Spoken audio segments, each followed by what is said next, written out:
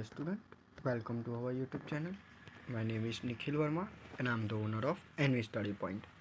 तो लास्ट के हमने वीडियो में EOQ के बारे में डिस्कस की थी, कुछ ज़्यादा डिस्कस नहीं किया था हमने, ठीक है।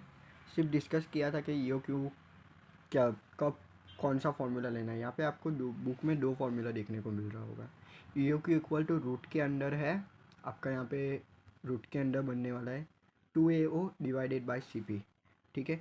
अब ए क्या है, ओ क्या है, वो आपको सब में बाद में बताता हूँ। अभी पहली फार्मूला पे आप कंसंट्रेशन कीजिए।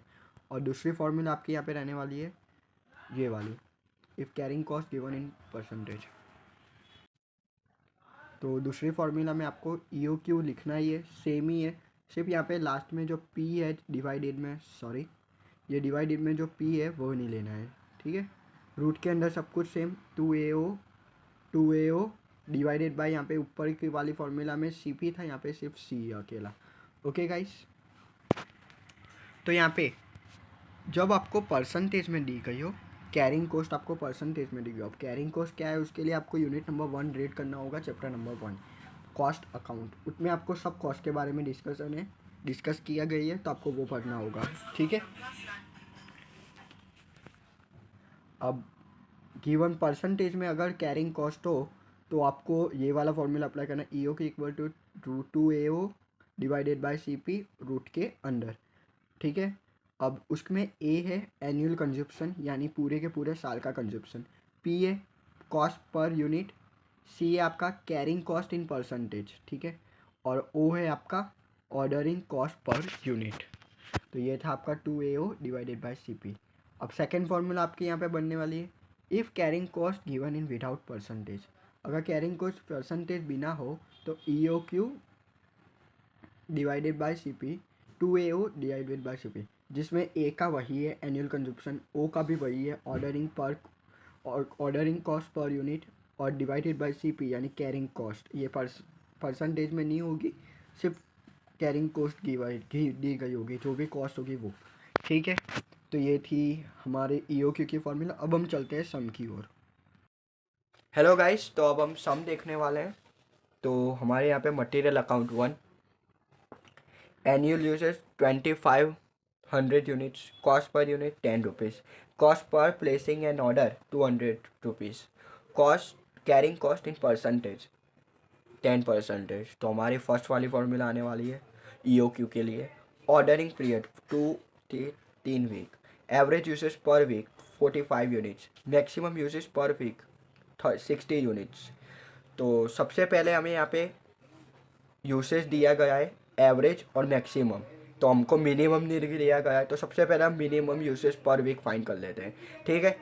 और साथ में ऑर्डरिंग पीरियड का टाइम हमें मिनिमम और मैक्सिमम दिया गया है। देखो मैं आपको एक्सप्लेन करता हूँ।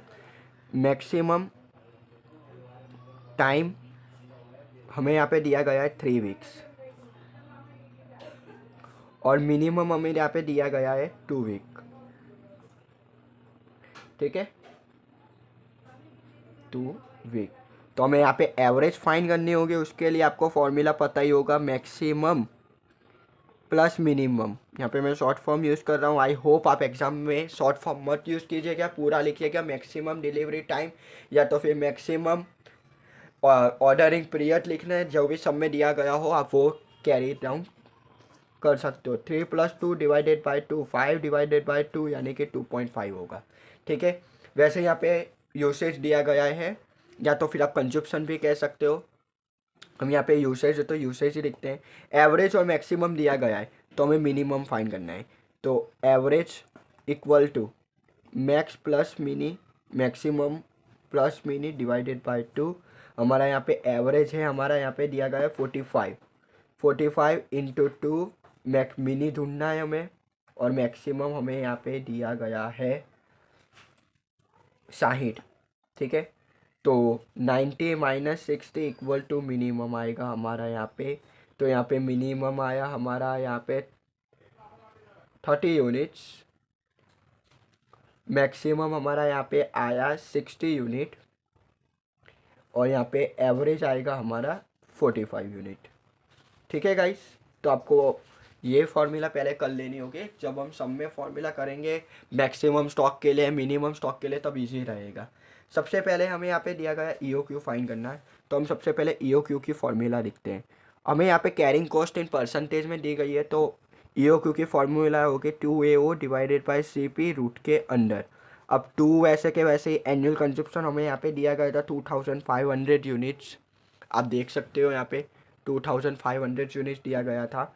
फिर हमें यहाँ पे C का मतलब है कॉस्ट पर प्लेसिंग पर ऑर्डर, यहाँ पे 200 रुपीज़ होता है, 200 rupees divided by cost per unit हमारे यहाँ पे है 10 रुपीज़ और परसेंटेज है 10%। ठीक है, तो यहाँ पे हमारा ऊपर वाले का होने वाला है 10 लाख और नीचे हो जाएगा 1। तो हमें यहाँ पे सिर्फ कुछ नहीं करना, 10 लाख को रूट हटाएंगे तो हमारा यहाँ पे हो जाएगा 1000 यूनिट्स। ठीक है, तो हमारी यहाँ पे ये हो गई EOQ की कैलकुलेशन। तो आपको दिख रही होगी EOQ की कैलकुलेशन हमारी सम अप हो चुकी है। अब सेकेंड कैलकुलेशन है हमारी, यहाँ पे दिया गया है रीऑर्डर स्टॉक लेवल। अब रीऑर्डर स्टॉक लेवल का सेकेंड नेम है हमारा ऑर्डरिंग लेवल। ऑर्डरिंग लेवल उसका सेकेंड नेम है। तो अब हम second formula ordering level find करते हैं। ऑर्डरिंग लेवल की हमारी फॉर्मूला थी maximum consumption into maximum delivery time. Maximum consumption और मैक्सिमम डिलीवरी टाइम। ठीक है, मैक्सिमम कंजप्शन हमारा यहाँ पे 60 यूनिट है और मैक्सिमम टाइम हमारा यहाँ पे 3 है। मैक्सिमम हमारा यहाँ पे 3 है, तो 60 इंटू 3 180 यूनिट्स हमारा यहाँ पे हो जाएगा। ठीक है, तो ये थी ऑर्डरिंग लेवल की कैलकुलेशन। अब थर्ड है हमारा यहाँ पे maximum level.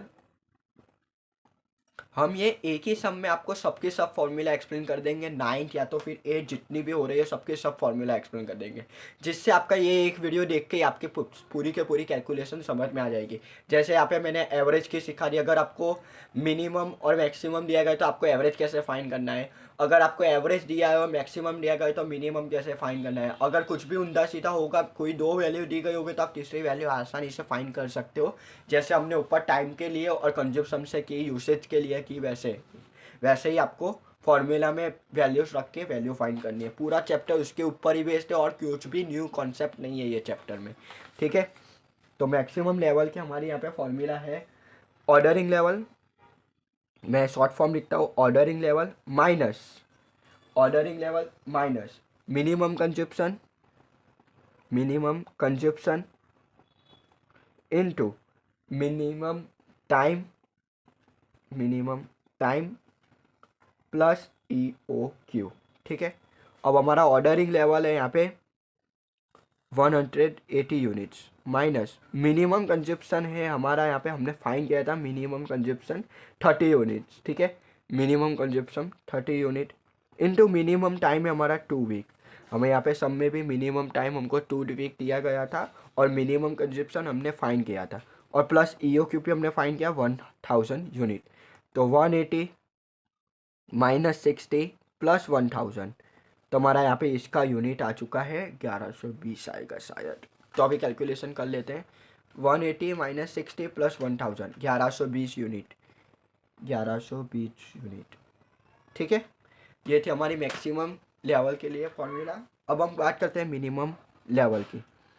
Minimum level equal to ordering level into minus box के अंदर हमारे यहाँ पे आएगा एवरेज कंजप्शन और एवरेज डिलीवरी टाइम।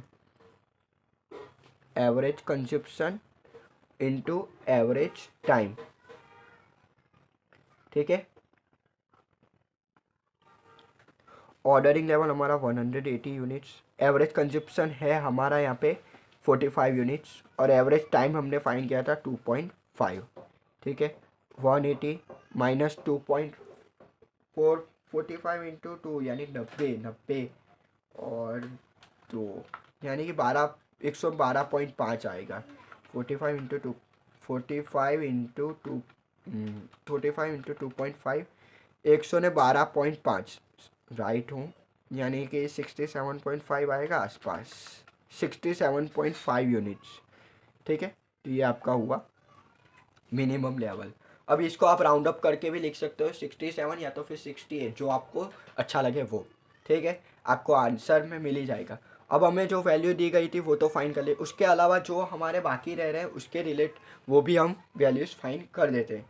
तो EOQ हो गया, ऑर्डरिंग लेवल हो गया, मैक्सिमम लेवल हो गया, मिनिमम लेवल हो गया। उसके बाद हम सॉल्व करते हैं डेंजर लेवल। अब डेंजर लेवल की फॉर्मूला क्या थी हमारे, यही है डेंजर लेवल। डेंजर लेवल की फॉर्मूला थी हमारे एवरेज कंजप्शन। एवरेज कंजप्शन को हमको पता है कितना है, 45 यूनिट्स। अब उसके साथ मल्टीप्लिकेशन करना है emergency maximum delivery time for emergency purchase. Maximum delivery time for emergency purchase. तो हमें यहाँ पे सब में नहीं दिया गया है, पर मैं ऐसा आपको बता देता हूँ कि मैक्सिमम कंजप्शन इमरजेंसी परचेस के लिए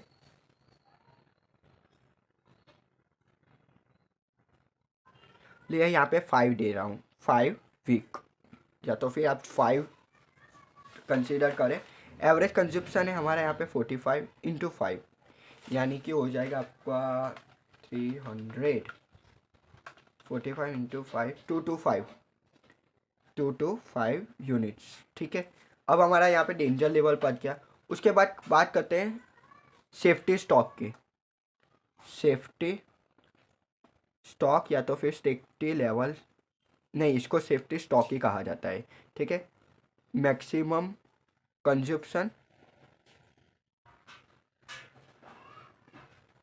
into maximum time minus average time. ठीक है, maximum time into minus average time. अब हमारा मैक्सिमम कंजप्शन कितना है यहाँ पे, मैक्सिमम कंजप्शन हमारा यहाँ पे सब में दिया गया होगा मैक्सिमम यूसेज 60 यूनिट दिया गया है। उसके अंदर हमको मल्टीप्लिकेशन करना है। पहले मैक्सिमम टाइम हमारा यहाँ पे 3 और एवरेज हमारा 2.5। ठीक है, तो 60 इंटू 0.5, तो हमारा यहाँ पे हो जाएगा 30 यूनिट्स होगा। 60 इंटू 0.5, तो हमारे यहाँ पे 30 यूनिट्स हुआ सेफ्टी स्टॉक। ठीक है, तो ये था हमारा कैलकुलेशन फॉर सेफ्टी स्टॉक। अब हमारा यहाँ पे मेनली सबका सब जो भी थे वो सबके सब पच गए हैं। ऑर्डरिंग लेवल फाइंड किया, मैक्सिमम लेवल फाइंड किया, ऑर्डरिंग लेवल फाइंड किया, मैक्सिमम लेवल फाइंड किया, मिनिमम लेवल फाइंड किया, डेंजर लेवल फाइंड किया, सेफ्टी स्टॉक फाइंड किया, average stock level. Average stock level की हमारी फॉर्मूला थी मैक्सिमम लेवल प्लस 1/2 EOQ। अब मैक्सिमम लेवल हमने फाइंड किया, उसमें हमारे यूनिट्स है 1120 प्लस EOQ का हमें हाफ करना है, हाफ ऑफ द EOQ। तो हमारे यहाँ पे EOQ है 1000 यूनिट, 1120 प्लस 1000 डिवाइडेड बाय 2, तो 1120 प्लस 500 यानी कि 1620 यूनिट हमारे यहाँ पे आए एवरेज स्टॉक लेवल के। ठीक है, तो ये थी हमारी लास्ट फॉर्मूला। हमने एक ही सम में आपको सबके सब फॉर्मूला बता दिए। अब ऐसे ही रिलेटेड सम आपके एग्ज़ाम में आ सकते हैं। आप ऐसा रेफरेंस लास्ट ईयर का पेपर में जो सम दिया गया है वो आप फॉलो करके अपनी प्रैक्टिस के लिए कर सकते हैं। बाकी फॉर्मूला में कोई चेंज नहीं है। बाकी एवरेज, मिनिमम और मैक्सिमम के लिए ये फॉर्मूला अप्लाई होने वाली है, और मैंने लास्ट लेक्चर नंबर 1 में भी बताई थी एवरेज कंजप्शन और एवरेज डिलीवरी टाइम के लिए कौन सी फॉर्मूला अप्लाई होती है वो। ठीक है गाइस, तो आपका यूनिवर्सिटी के एग्ज़ाम के लिए मैं मटेरियल अकाउंट 1 यहाँ तक ही रखता हूँ। Thank you for this watching.